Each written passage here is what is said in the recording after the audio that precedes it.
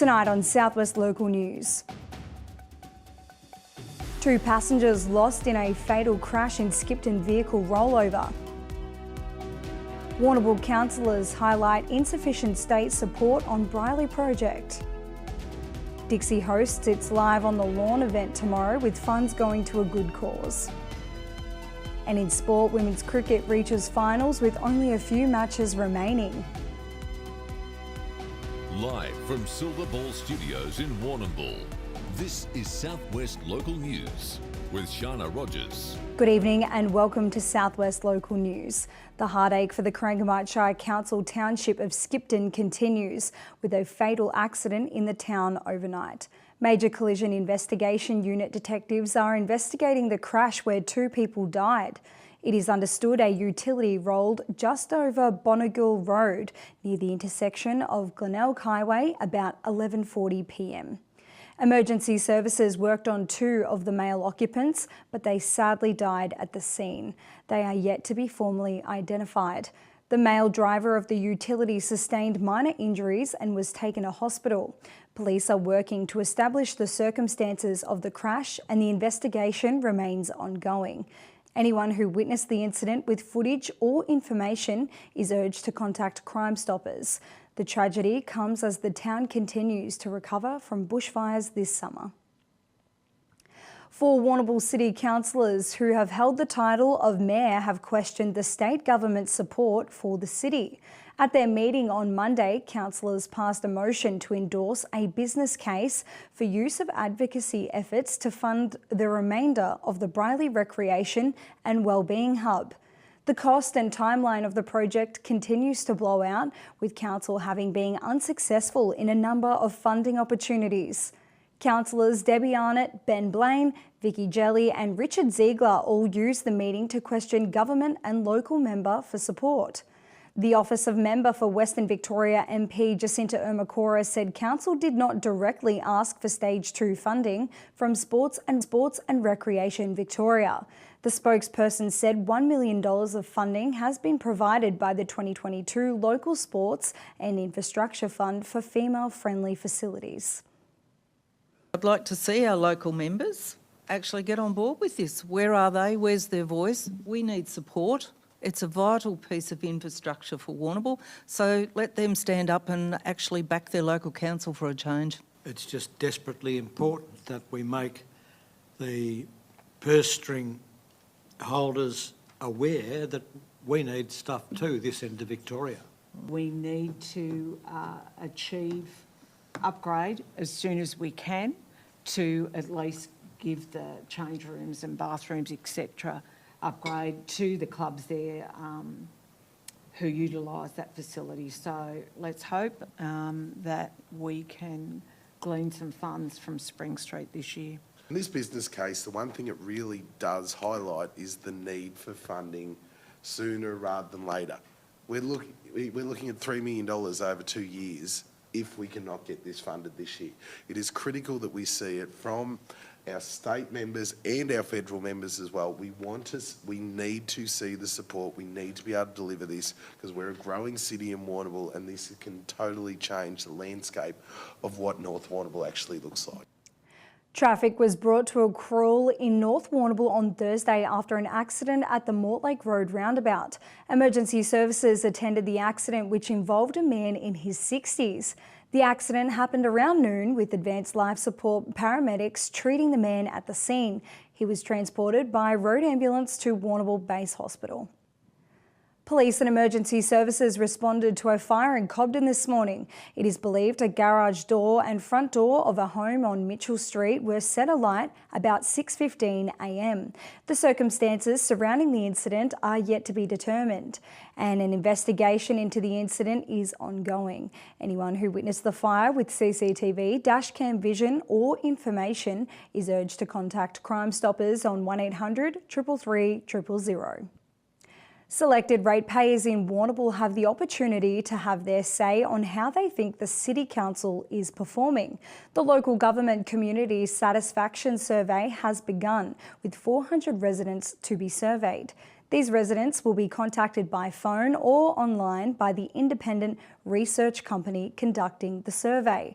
The survey is set to focus on areas such as the appearance of public spaces, local roads, footpaths, caring for the elderly, and the art gallery and the library. Results from the survey will be released mid-year.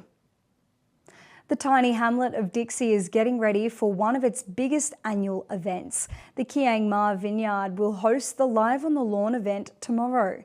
The event will feature performances from Reese Crimmin, McFuzz, Ziva Meredith and DJ Andrew McClelland. It will also serve as a fundraiser for the Sexual Assault and Family Violence Centre in southwest Victoria. Sexual assault and family violence is a huge issue in this country and in this very region, and it is a difficult and complex topic to talk about. But we feel that it is really important that we raise funds that go directly into supporting women and children in our local community to when they're in crisis and when they need emergency support. So we do that with the Sexual Assault and Family Violence Centre in southwest Victoria. And yeah, we hope to at least send a few $1,000s their way. 10% of all ticket sales and wine sales will go towards to the SAF Centre. Works on the upgrade of Croyd's Main Street are able to kick off for 2026. The works include laying a new bluestone footpath on the southern side of Commercial Road. This task was began last year before halting for the Christmas break.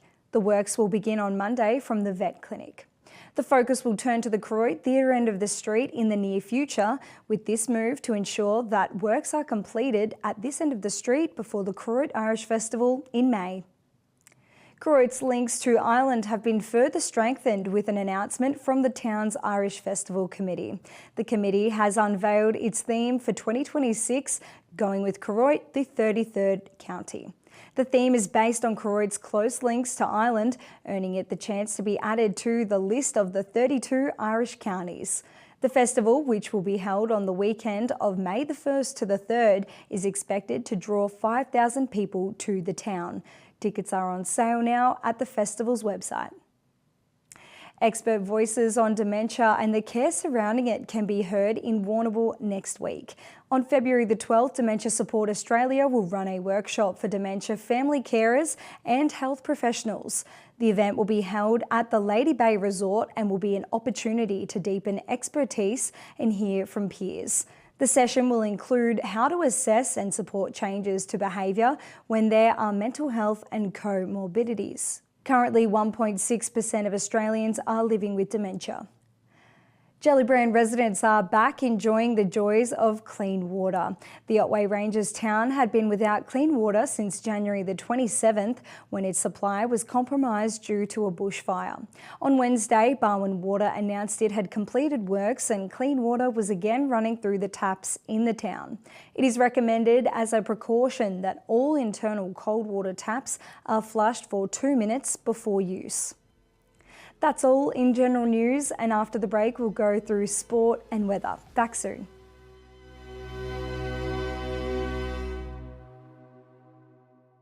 At PowerCore, we know your power is essential to you, but extreme weather can damage the network.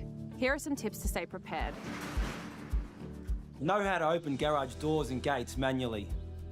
Charge devices and have battery-powered torches and radios ready. Have a backup plan if you rely on life support. And rest assured, if the power goes out, we'll be working to get it back on safely and quickly. For more information, visit powercore.com.au. PowerCore, essential as.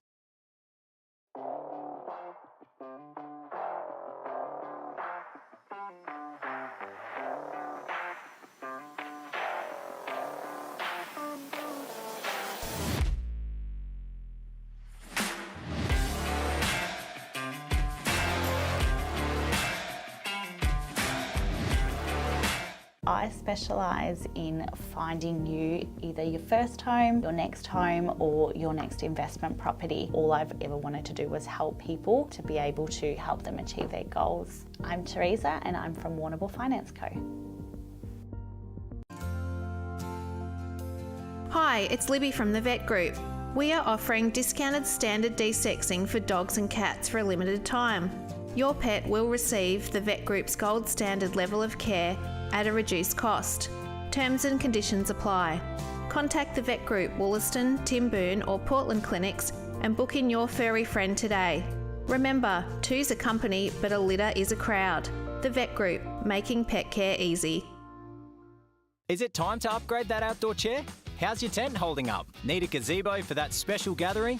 George Taylor Stores carry all the summertime essentials that you need to make this summer the best. We'll answer your questions and have you ready in no time at George Taylor Stores.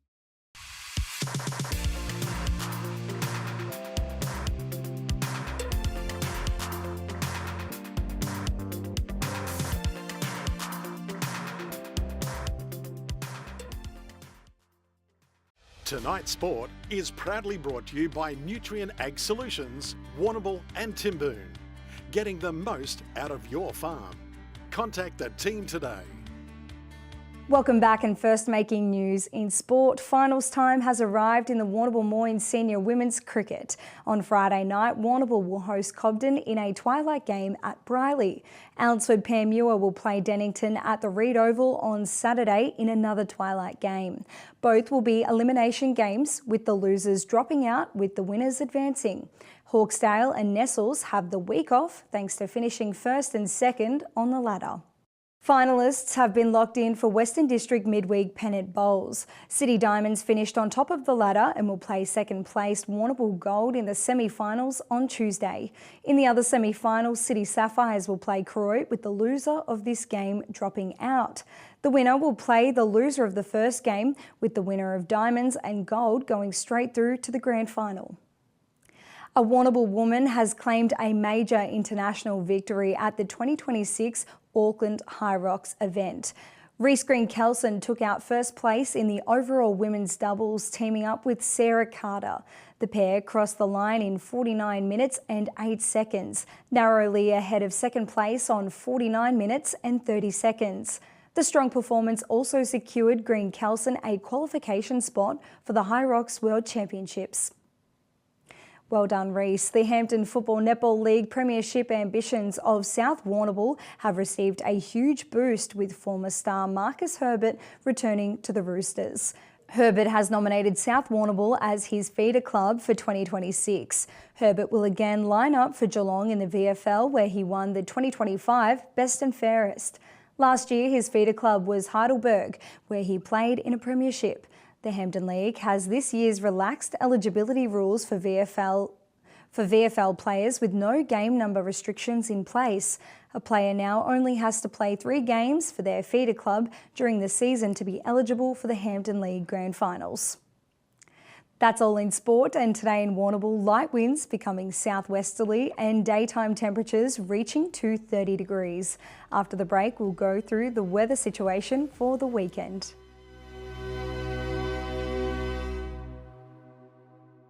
Lava Street Veterinary Clinic, caring for Warrnambool's pets in our state-of-the-art family-run facility. This December, get 20% off all cat desexing and finish the year with healthy, happy pets. Visit 1051 Raglan Parade.